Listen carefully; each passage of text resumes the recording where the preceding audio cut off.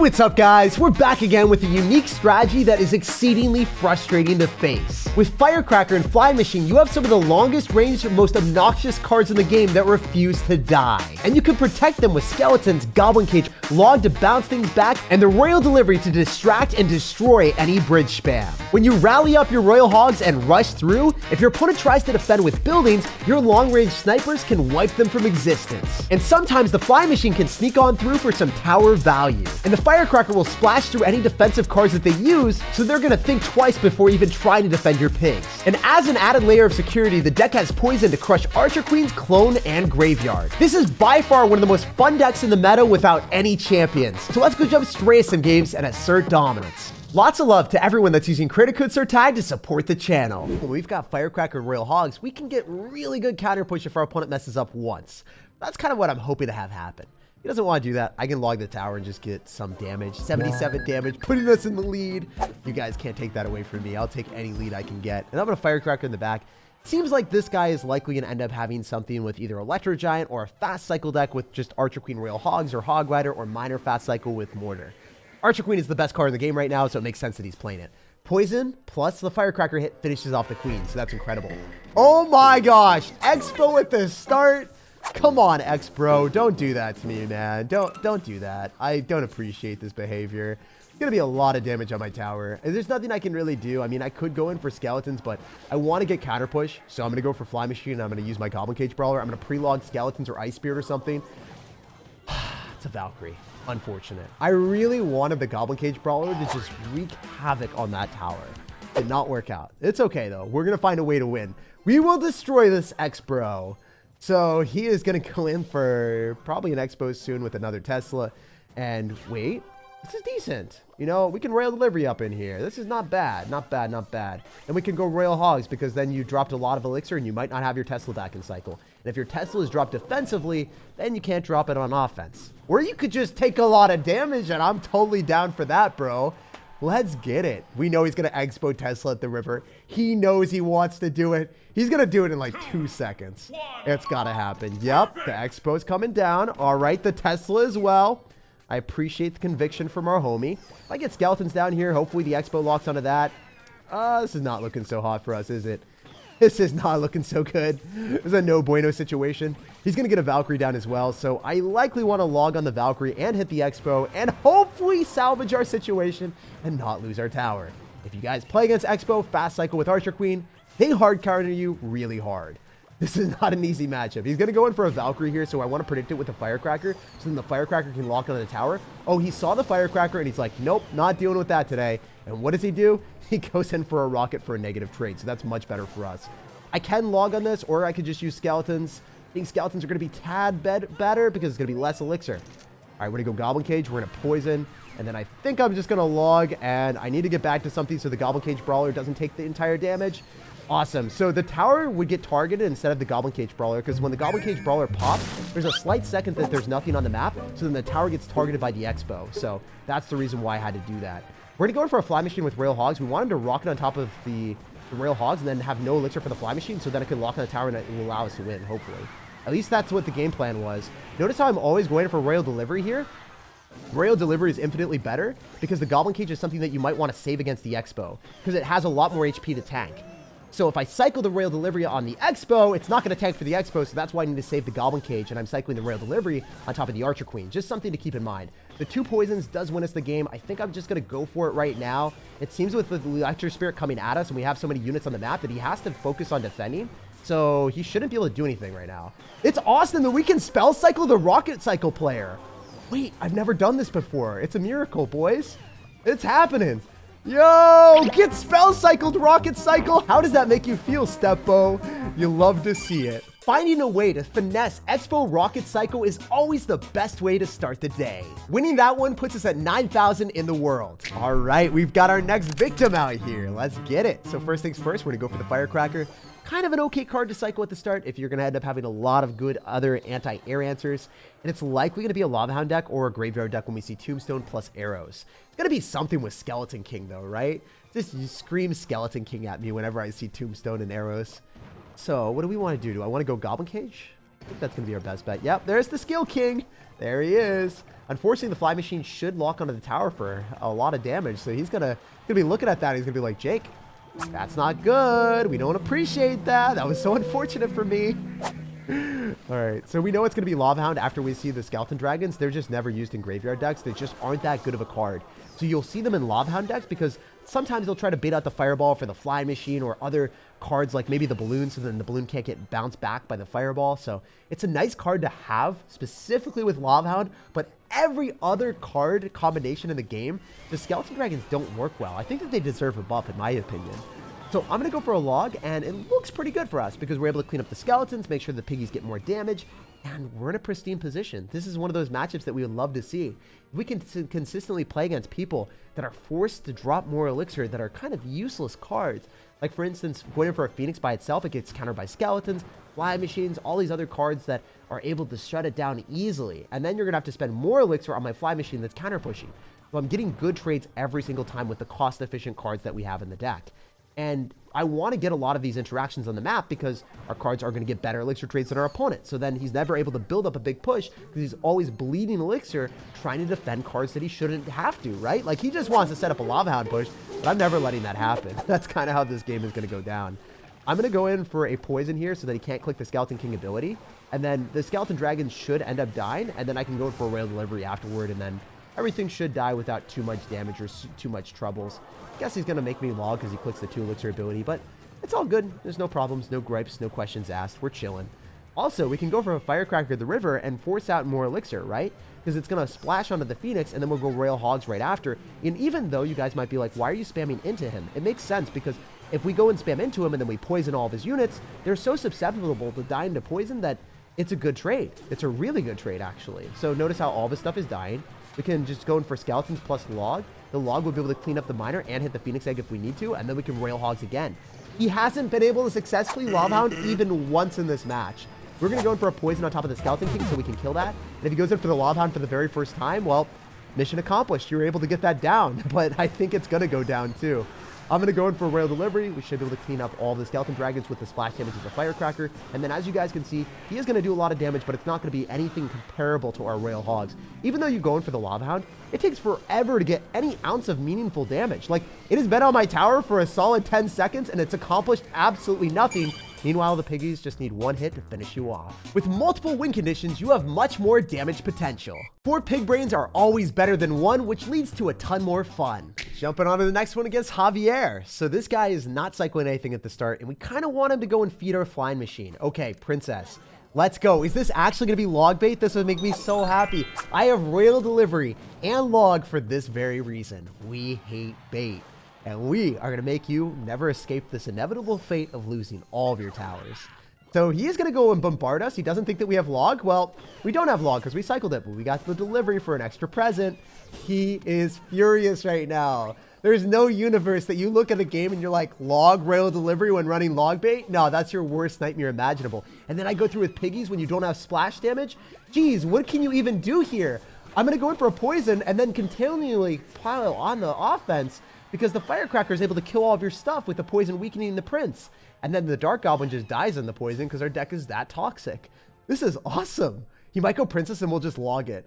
Remember, last time you didn't let our skeletons kill the Princess, so, you know, we gotta get sure that we're going to get value, and the log is the only way to guarantee that we wipe the Princess off of existence. And it doesn't matter since I have Royal Delivery anyway, so we can do whatever we want. You might go in for a Goblin Gang, you might go for Rascals, you might go in for a Bandit. It don't matter, my dude. And it's nice because we were able to get splash damage on the Spear Goblins, so then they die to our tower. And then we just keep up the pressure and force out more elixir that our opponent doesn't want to drop. I think I'm indifferent about poisoning here. I think it's okay because it slows down the Rascal. It slows down the movement speed of whatever units your opponents are dropping, so it gives you more time to react. The Rascal is going to take a while to go into our side of the map, so we're able to afford more counters. And as you guys know, there's no way he's going to be able to slam his way through. He's just rolling his eyes in utter disbelief that he's playing against us right now with this deck. So if you guys don't want to play against like log bait or even graveyard because you have poison, you have pretty good matchups in those situations. In fact, if I want to go in for like a log on top of the Princess, I could. Jeez, look at how much damage I'm getting. Goblin Cage, put in the work, kill the other goblins. You know you want to. He's going to go in for a prince, and that's still not going to work out. Even though he's got dark goblin and all this other stuff, we can just get skeletons down here. Look at the weird goblin barrel placement. He was freaking out so much that he's like, wait, I can maybe make him miss a royal delivery. And I was like, well, it doesn't even matter. I have a 2000 HP tower. So bye-bye. And the piggies took the tower, pummeling their way through, and there was no way that he could counter them. That was just a super easy win, and the guy laughed at the end because it was so hopeless. This guy finished 394 in the world, so he's going to be a pretty good player. Let's get it. So I'm going to go for skellies in the back, split them in case he's got Mother Witch, and figure out what deck assortment this wild child is going to throw at us. He doesn't want to cycle anything at all. I guess we can go in for like Royal Hogs, but then it's also risky if he's going to have Mega Knight. So I think it's just slightly better to cycle a log and be like, okay, if you've got log bait, well, we've got log, we've got Royal Delivery, and we've got poison, so we have an assortment of spells for you. He's not cycling anything again. So I'm going to rush through with Royal Hogs just in case he's got a graveyard deck or a golem deck and he's trying to get to later stages of the game. He's going to go and cycle his Fireball. That is a card that he needs to save for our Royal Hogs and then also our Fly Machine. So we're in a weird spot. When we see Fireball and log and reluctancy of cycling, I don't know what I'm playing against. Is it like a giant double prince deck? Is that what you're playing and you're hoping that you get counter push? No. Okay, I'm going to poison here because we're able to kill the skeletons and have the Fly Machine lock onto the tower. This is going to be boding extremely well for us. If I can just keep up the pressure right now, we know we're playing against a graveyard deck because we see Skeleton King, reluctancy of cycling. That would make the most sense. I mean, it could be Royal Giant, but kind of doubt it. And we know that we're going to outcycle his Fireball. So I'm going to get back to 2 Royal Hogs, and he is not back to the Fireball. Awesome. He had to cycle... Oh my gosh, wait. He had to cycle Mother Witch. And then he missed the Fireball because he had to end up hitting the Firecracker, right? He had to attract the Fireball with the Firecracker. And then because of that, he missed some of the Royal Hogs and we were able to get a lot more damage. So the fast cycle of this deck is already showcasing itself. And it puts people that are still top finishers in the world in a flummoxed state where they're not able to allocate their elixir or their resources as efficiently as they would want, right? Typically, you wouldn't have someone really good frantically waiting to get back to their answers. They're going to keep up with you, but because you have such a quick card cycle, you can put them in compromising positions. So I want to go for skeletons here, so then, you know, we have some room with our Firecracker. So the Firecracker is not going to get targeted by the Fisherman, so then the Fisherman's just going to sit there while it's getting hit by the Firecracker for a long period of time. And then we can go for a log to finish it off.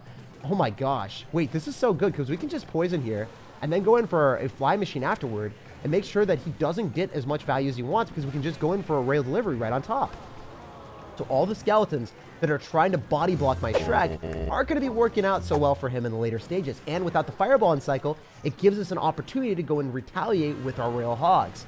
This is the way that I like to play the deck. Usually Goblin Cage is just a very underrated card in my opinion. And notice how it's going to take out the majority of the tower here. Like that by itself did all the damage that I could ever ask for. I'm going to go in for Skeleton so the Fisherman doesn't give him any value. Then I'm going to go in for a Goblin Cage here. And then I'm going to go in for a Royal Delivery to shut everything down when he clicks his ability. Just to make sure that we maximize our coverage on the Skeletons. And there's no way he can win. This is a very easy win, despite our opponent having a Royal Giant deck. And, you know, Goblin Cage not seeming like the best defensive structure. You guys saw its absurd value that it gave me in that game. And we even got a magic chest. I shouldn't be celebrating it because I'm completely maxed out, but it still makes me a little bit happy. After wrecking Royal Giant, now we're 5,000 in the world. Let's keep it up. This guy's gonna have a Battle Healer banner, and I really want to play against Elixir Golem because you're never able to kill how many spontaneous Firecrackers I can stack up. Unfortunately, that's not gonna be the case. We see a Fire Spirit, and I don't trust the Firecracker to target that correctly, so I'm just like, nah. It's gonna log and take the -1 trade. I think it's worth it. We're able to stack up a Firecracker right now, and he's gonna miss the Earthquake. Oh, let's go. All he can do is hee hee hee ha. I love that emoji. It's the old classic, you know, nothing beats it. This guy is gonna go in for Archer Queen and Fire Spirit, so he's probably gonna end up having like Royal Hogs or Hog Rider of his own, which is, I guess, a bit concerning for me. Fortunately for us, he clicked his ability, so I can get away with the Fly Machine and not have to go and cycle my Goblin Cage. Because typically you would have to Goblin Cage on someone that goes in for an Archer Queen. If they go in for the Archer Queen and they go invisible, then you need to make sure that you're able to tank for all the damage that they're going to rapid fire display at you. Also, this Goblin Cage placement should be able to fully counter the Hog Rider with literally 0 damage. So that's always good. Even if the Hog Rider does not have any damage on it already, Goblin Cage can fully counter a Hog Rider. So he's going to go in for something that will let us line up with the Firecracker and then a Royal Hogs. And I'm expecting him to drop something on the Firecracker immediately, so that's why I decided Royal Hogs in front. Just because I want to keep getting damage with the Firecracker. Or just be a perpetual nuisance, you know? You feel me? Oh, I was looking up at the camera. He dropped the Fire Spirit. I literally cursed myself. No! Why would you do that? Because I could have just blocked that with skeletons, man. All right, so we do make the prediction with the poison. If you guys were wondering why I did that, is because I wouldn't have been able to kill the stupid Archer Queen. It goes invisible for 1 elixir, and it deletes everything. Okay, so this is our time. We got to go for the Goblin Cage. Show you guys that we can fully counter it. Hopefully, I didn't drop it at the wrong time. Let's see it work. One more hit, one more hit. Let's go. So that was the interaction I was talking to you guys about before. If you drop the Goblin Cage in the right spot, never will you take damage against a full HP Hog Rider, which it's not something that people are used to, you know? People just are severely undervaluing the Shrek. He deserves more love in his swamp. Maybe I can go for Royal Hogs again. Oh, geez, dude, can you stop going in for logs when I do that? I don't appreciate that. You've already activated King Tower, which is also going to be a little bit difficult for me, but it's all good. It does happen, you know? It'd be that way sometimes. I'm going to log on top of this as well, just so I can get some extra damage and it can't go invisible. You guys didn't know that? A lot of people just, you know, don't expect that to happen. They're like, wait, I have a lot of time for my Archer Queen to go invisible, and they don't, so it's pretty fun. Obviously, we're not going to be able to get that much damage unless we get damage with the Firecracker. He's going to go Archer Queen, so I can't keep that alive. I'd love to, but it's just not feasible, so I'm not going to try to if I can't. Then I'm going to go for Royal Delivery. I'm going to drop my Goblin Cage a lot lower just because I don't want to give him too much value. Okay, this is really bad for me. I have to go in for a log. Oh, the Goblin Cage! It went back towards the Hog Rider! Dude, that was so lucky. I'm not going to fib. That is pure luck. I think that we can go in for a Firecracker here, but it might be predictable. We'll have to wait and see. If it kills the skeletons, I'll be happy. It didn't shock him and lock onto the tower. I did the shock and the lock, but the Royal Hog did. Wow, that Royal Hog is still putting in some work. As you guys are noticing, I'm not like overflowing the river right now because I know he just wins the bridge battles because the Archer Queen is overpowered. So I'm trying not to give him too much value. I'm going to log here since I think I can kill the Archer Queen. Looks like my fly machine will likely survive, but my Firecracker dies. And then I'm going to go in again and then potentially just let that do its thing and go in for a Firecracker on top of his giant skeleton. You guys are noticing that I'm never going to be too aggressive with my plays. I'm always going to be playing this safe. Go for a poison, Royal Delivery, and save enough elixir for the Goblin Cage. Last possible second, I should be able to get that down. And I think I'm going to log on the skeleton so they don't distract my Goblin Cage Brawler. So we should be able to fully finish off the Hog. Yeah, I was really struggling right there. I was like, is it going to work? Should I say it or nah? I'm so happy it worked out. All right, we're going to do this, and we're going to go for skeletons. He probably pre-logs them, but he might not have elixir because the fly machine is going straight towards his tower. Yeah, that was a really good fly machine, so then he couldn't pre-log the skeletons. And because of that, he just took a ton of damage. So that was one of my best plays all day, knowing that he would try to do that and try to pre-log, and then just taking that availability away from him. So now we can eat some damage, do this, maybe go in for a Goblin Cage because I don't have the right card cycle, and then probably poison here. It seems weird to do, but I think it's the right play. If we can just kill the skeletons, that would be a vibe.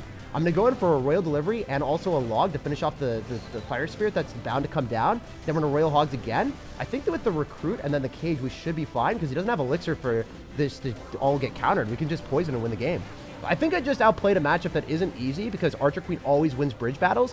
But if you don't overcommit into the Archer Queen and you just use your Royal Delivery and guarantee that your opponent wins the bridge battles, then you're going to be fine. Basically, what I'm saying is don't battle over the bridge and take your positive elixir trades with your Royal Delivery on defense. And when you do, you're going to rack up a lot of small victories with the Firecracker chip damage, the Royal Hogs just finding a way through, and then you'll slip through with the win. This deck is deceptively sneaky with all the damage stacking up. And we're continuing to stack up the wins too. Crushing Archer Queen puts us at 4,200 in the world. Like, subscribe for more daily videos, and have an incredible rest of your day.